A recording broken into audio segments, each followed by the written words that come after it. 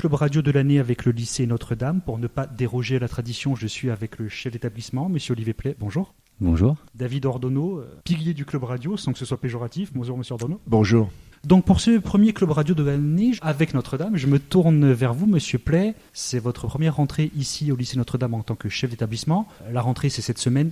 Comment ça se passe? Comment vous l'appréhendez? Alors je connais bien le lycée, puisque je suis au lycée depuis 2007. Mais effectivement, première rentrée en tant que chef d'établissement, les sensations sont plutôt excellentes. Tout est mis en place. Alors on a quelques réglages, bien évidemment, qui sont liés à cette rentrée, notamment les postes à pourvoir pour les enseignants, les derniers ajustements de classe avec les élèves, puisqu'on en a un certain nombre au lycée Notre-Dame, puisqu'ils avoisinent les 1250 en comptant nos alternants, puisque c'est aussi une nouveauté cette année. Avec une ouverture d'un BTS ABM en alternance, en accompagnement d'une licence professionnelle déjà qui avait été montée l'année dernière. On ressent encore cet ADN scientifique de Notre-Dame, c'est ça? Alors, on a un pôle sciences avec des labos qui sont performants, mais pas que. On œuvre bien sûr dans tous les autres domaines, dans le domaine général, et avec des forces vives, j'ai envie de dire, dans toutes les disciplines. Bien sûr la philo, puisque j'ai David Ordonneau en face de moi, mais aussi avec des pôles de langue, les sciences bien évidemment, mais les lettres sont aussi beaucoup représentées au lycée Notre-Dame, avec l'ouverture culturelle. Et puisqu'on parlait de postes à pourvoir, peut-être que c'est l'occasion de passer un message. S'il y a encore des candidats qui peuvent se manifester même après la rentrée, est-ce que c'est peut-être le moment de leur dire de venir vous voir ou d'envoyer un CV? Alors nous avons, je vous remercie beaucoup de profiter de cette occasion. Dans le domaine de la biotechnologie, avec justement nos BTS, on a un poste justement dans ce domaine-là, avec un 9 heures. Donc effectivement, ce domaine est un peu compliqué car il est très spécifique pour trouver des enseignants. Donc si quelqu'un est intéressé, qu'il n'hésite pas à appeler l'accueil de Notre-Dame. Et on a eu quelques difficultés pour les mathématiques, mais ça semble réglé aujourd'hui. 1250 élèves donc? 1250 élèves, ouais, donc ça fait réparti sur niveau seconde, première, terminale et post-bac. Alors en seconde, on est aux alentours de 390 élèves, donc 11 niveaux, 11 classes. Et en première, on conserve du bac général, donc on dépasse les 300 élèves en première générale, et nous avoisinons les 100 élèves en bac technologique, donc qui sont toujours les ST2S et STL. Voilà. On connaît la réputation d'innovation du lycée Notre-Dame. On s'en doute que là, début d'année, les ateliers, ça bouillonne? Alors ça bouillonne, on avait déjà préparé un peu le terrain au mois de juin l'année dernière avant de partir en vacances. Et là, c'est vraiment très impressionnant de voir les enseignants ayant réfléchi sur ces différents ateliers qui ont été mis en place, et avec des idées qui fusent dans beaucoup de domaines. Sur l'ouverture culturelle, on en a parlé tout à l'heure, sur des voyages, sur l'implication du lycée dans ce qu'on appelle la certification Erasmus. Donc c'est vraiment une grosse volonté du lycée de déjà avec ses classes européennes d'aller vers l'ouverture, et donc on va œuvrer grâce aux voyages scolaires. Les voyages scolaires qui vont aussi dans ce sens-là. Alors des voyages avec un intérêt culturel, et puis des échanges aussi qui fonctionnent très bien. Et donc on a aussi on essaie d'innover pour accueillir les élèves bien sûr et les parents, notamment dans nos réunions avec les parents en début d'année. On a des ateliers qui portent sur le tutorat aussi, essayer d'accueillir au mieux les élèves de seconde, avec notamment, sans oublier les difficultés qu'ils ont rencontrées il n'y a pas si longtemps avec la Covid notamment. Voilà, on va essayer de faire au mieux, de faire un accueil aussi entre pairs, c'est-à-dire que nos propres élèves qui sont là depuis 2 ou 3 ans accueillent au mieux nos élèves de seconde, les entrants. Et en parlant d'échanges, sans faire une liste exhaustive, avec quels établissements, quels pays vous êtes partenaires, où vos élèves peuvent partir durant l'année? Alors aujourd'hui, on a bien sûr les pays qui nous sont proches, on a l'Italie, on a l'Allemagne. Un voyage qui existe depuis longtemps au lycée Notre-Dame, qui peut-être aura des difficultés pour perdurer, c'est l'Australie, puisque on trouve les élèves, notamment australiens, sont difficiles à trouver maintenant pour qu'ils viennent chez nous en France. Je pense surtout que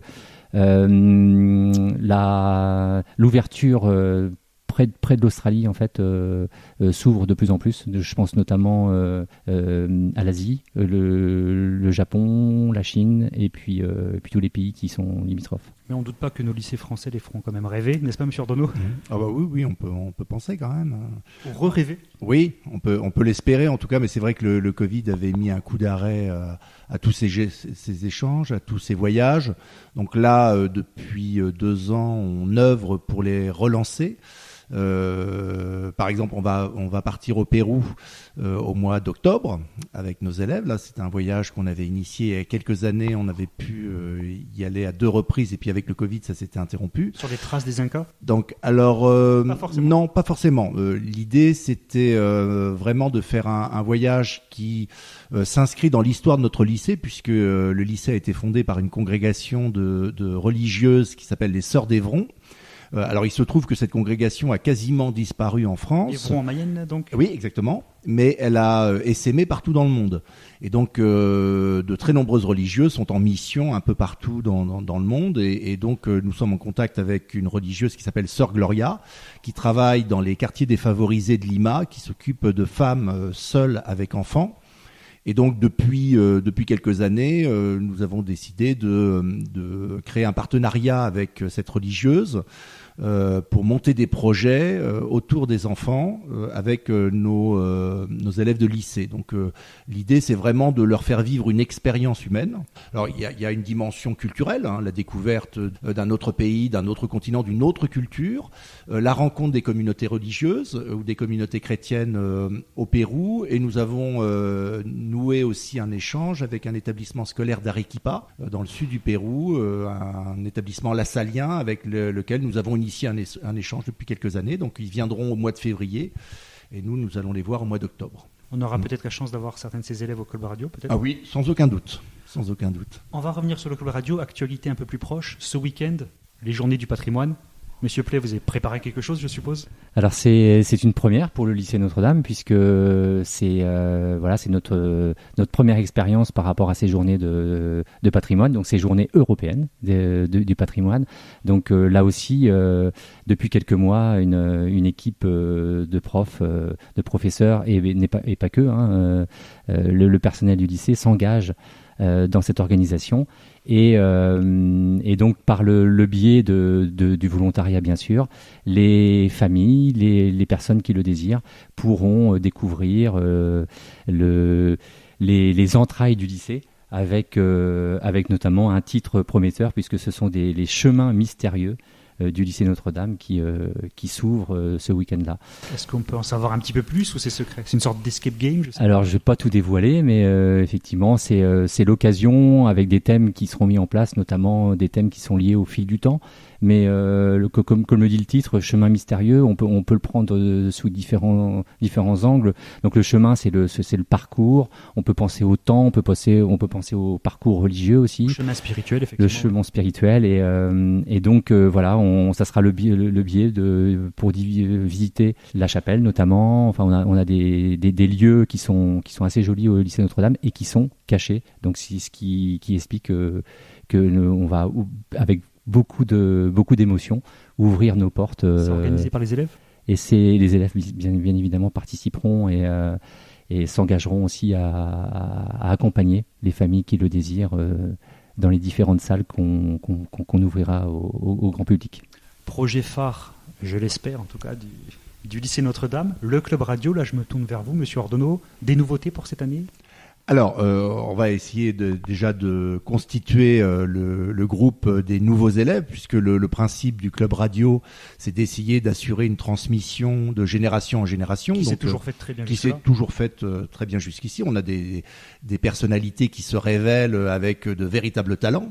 Donc au début c'était assez modeste puisqu'il s'agissait simplement d'une émission de radio. une fois par mois. Et puis finalement, les élèves se sont pris au jeu. Ils ont décidé de transformer ce club radio en Média ND, Média Notre-Dame, en ouvrant à d'autres modes de communication ou d'information. Donc ils ont ressuscité la Gazette du lycée. Ils ont établi un blog, ils font des micro-trottoirs, ils font des petits films qu'on peut trouver sur les réseaux sociaux. Et donc ça s'est vraiment diversifié avec des talents complémentaires. Donc des élèves qui font le choix soit d'être chroniqueurs, animateurs radio, rédacteurs,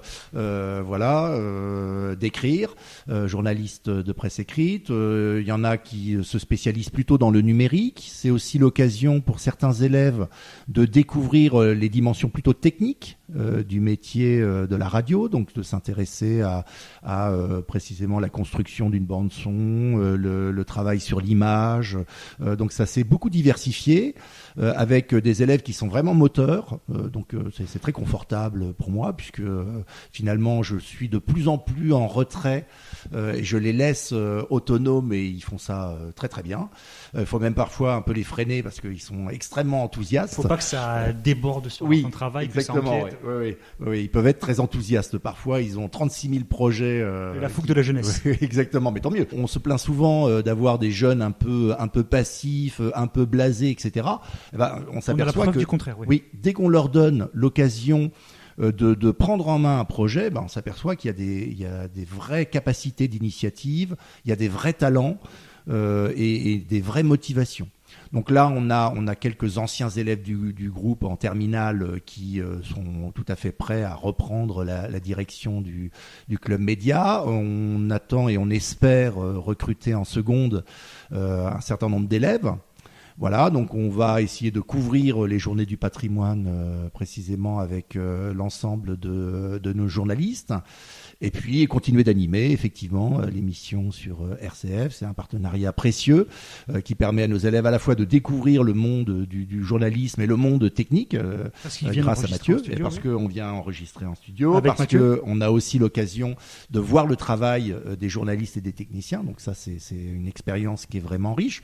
Je crois d'ailleurs que vous avez eu en stage une de nos élèves qui deviendra, je l'espère, un des piliers du club média. Et qui s'est révélée être une excellente stagiaire.